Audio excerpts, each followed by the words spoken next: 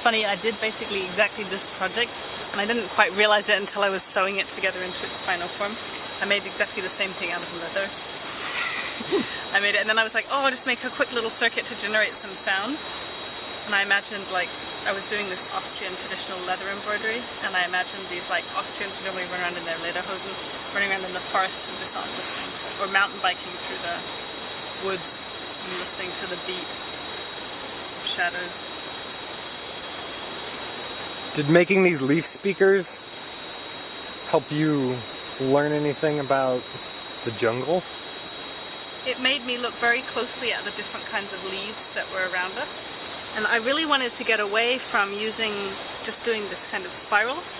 The reason I decided to go with it in here is mostly just for the aesthetics, because I like this, like, oh, I'm looking at the veins and you see the spiral.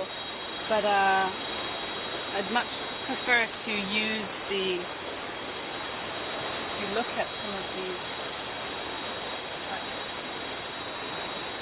this actual structure of the leaf. So kind of coil it, like, wrapping it up was interesting, because you start to, it's always got this center, like, stiffer part.